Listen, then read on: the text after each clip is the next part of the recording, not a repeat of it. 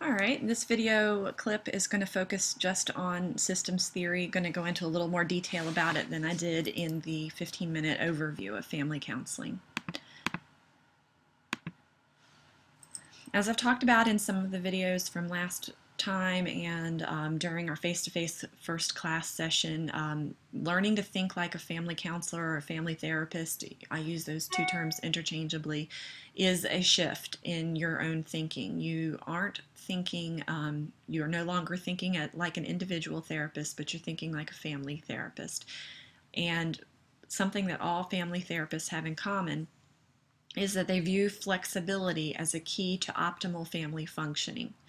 When you see a family in session with you behaving in a way that's very rigid, that they have these very firm expectations or guidelines about how they should function as a family, and they're not working anymore for them, but they still want to do those patterns of behavior, then that's a rigid family. It's not going to be working very well.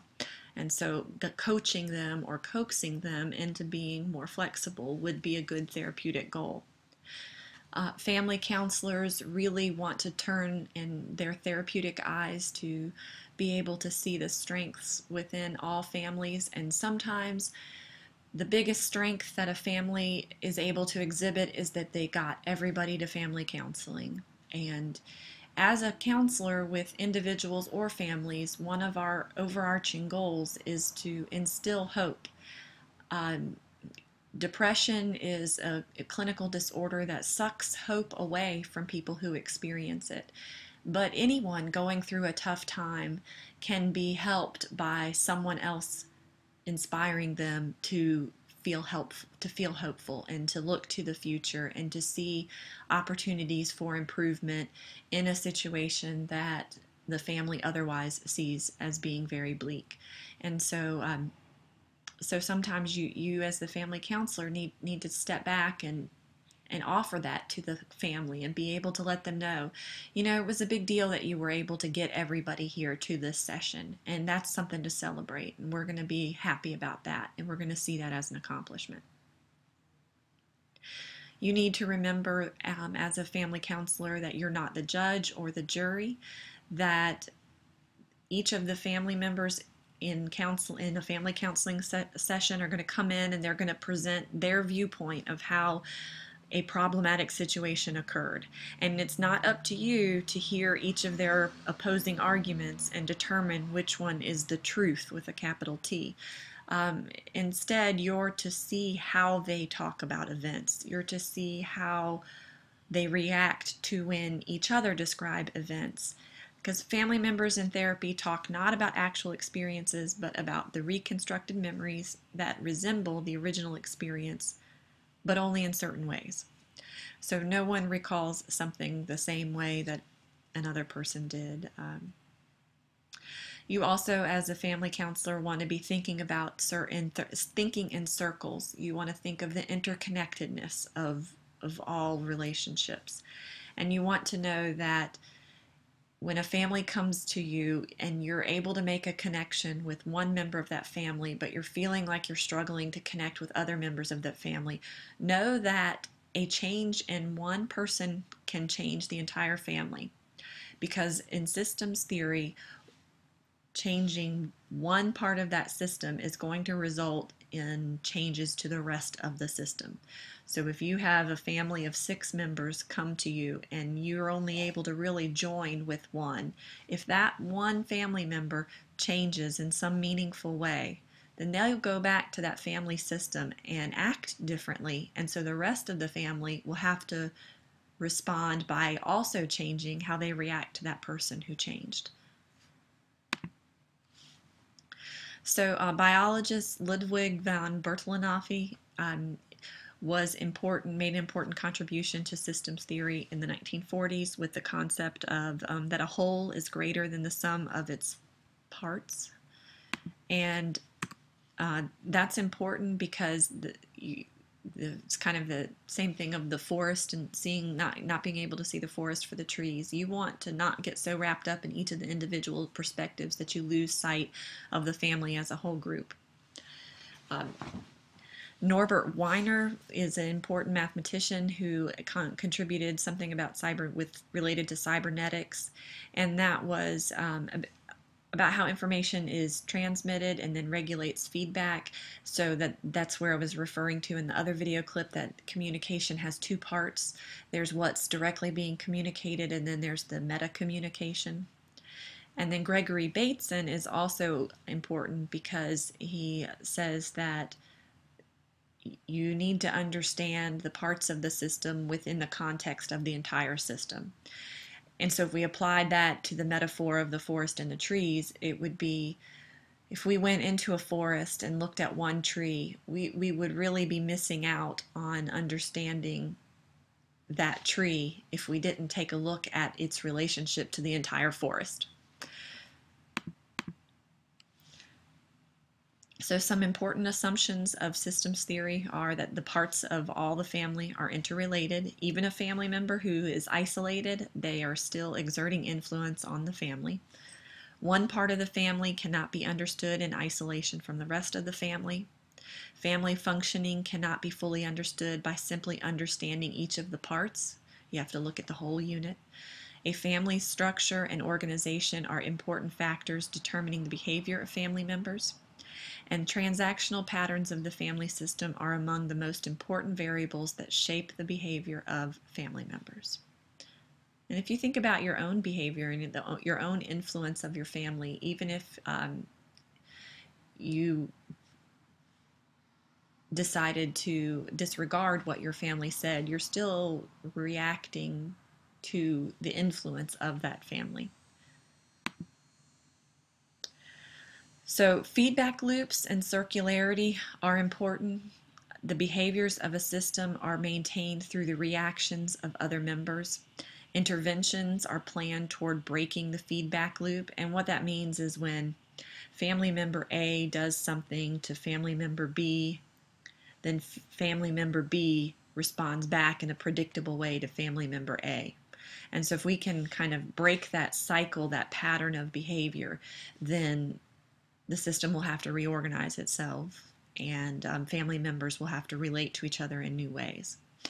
And this was called circular causality, and it says that every family member has a role and a responsibility in all problems, that you can't blame the alcoholic in the family, that there are other people in that family that are somehow supporting and maintaining that person's behavior.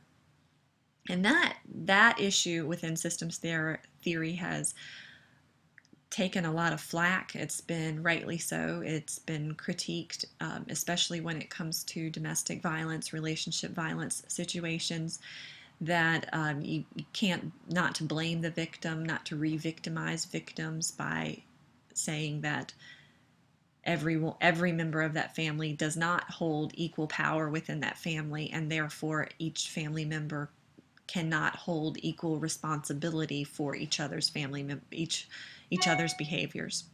So not all family members are equally accountable for all interactional patterns. Homeostasis is an important concept in systems theory, and it says that a system seeks to maintain stability, just like the thermostat in your house. You set it for 72 degrees, and even if you open a window, the thermostat is going to kick on and still try to maintain that 72-degree temperature. And so families are like that. They resist change. They always kind of try to stay at what the comfortable temperature setting is for that family, even if it's not healthy. And some people have critiqued this idea as being overly simplistic, but it is useful in conceptualizing families and how difficult it is to get a family to change, and to know that when you sit with a family as their counselor, that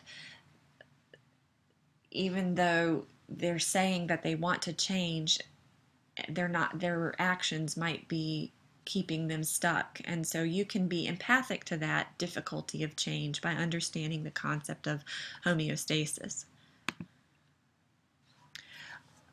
Other concepts about systems that are important is this idea of open and closed systems. And so families are either open or closed, and then they are also consist of subsystems. And open families have very loose boundaries. They tend to have greater independence and autonomy among families, among the members, and it's most commonly associated with the Western belief system. Closed families tend to have more rigid boundaries. Outsiders are not let in as easily. There's less differentiation and more isolation, and this is associated with a non-Western value system. So it's just something you want to kind of keep in mind when you're assessing families, whether it's an open or a closed system, and your book goes into a little bit more detail about this. So just to kind of recap the changes that family therapy as a profession has gone through, early on it was this shift from intrapsychic functioning to interpersonal dynamics, from traditional psychoanalysis and behavioral approaches to counseling, to focusing more on interactional patterns of behavior between people who are in relationships with each other. There was a lot of parent blaming and seeing parents as villains and as people who enacted harm on their children. And Nathan Ackerman suggested studying the family as a unit to understand the family rather than just blaming the family. There was a focus on treating dysfunctional families as a way to avoid costly and lengthy psychoanalysis. And there was a real emphasis on there was a real emphasis on doing research with families where schizophrenia was present or child delinquency. So now we see a shift where we also want to study what we consider to be normal family processes, or average families, or families where there maybe isn't such a serious psychological diagnosis within it, like schizophrenia. And we also nowadays tend to pay much more attention to factors that are culture, class, race, and gender, and how those can have an influence on families. But initially, that wasn't something that was really taken into consideration. Some things that I'm just going to move through real quickly. Make sure that you are aware of these. Make sure that you understand the definition to each of these, the concept of the double bind, the damned if you do and damned if you don't, and you better do something idea. The identified patient, that's the family member that bears the problem of the entire family, and sometimes that's abbreviated as the IP. Symmetrical relationships, that using the idea of complementarity in relationships, and enmeshment, disengagement. You want to be familiar with Lewin as being the figurehead for the idea that the group is more than the sum of its parts. You want to make sure you know homeostasis, which we talked about earlier. The idea of process versus content. It's not just what you say, but how you say it, and focusing on that. And then role theory as well. Family members have lots of roles, and role overload can be a real serious stressor for families. So as family therapy evolved and grew as a profession, specific models of family counseling were developed and refined, and these are what we're going to cover in this class. These are what you're going to kind of try on in the family role plays, techniques associated with Bowenian family counseling, structural family counseling, strategic family therapy. We're going to look at the feminist critique of family counseling, and just to go back to the structural family counseling, that is the model of family counseling that I was trained under. It's a pretty easy one for new family counselors to become familiar with, and so it's one that I'll emphasize in the class when we're doing role plays. In the third phase of family counseling, it became much more focused on contextual and narrative issues of how families relate. The therapeutic process became a more collaborative endeavor. Social constructionism and constructivism, the ideas of meaning making, have been very important in this third and contemporary phase of family counseling. The idea of family resilience is something that's really important. You want to understand not just how families fall apart, but how families survive, how families withstand challenges in life, and how they support and rally around each other in times of crisis.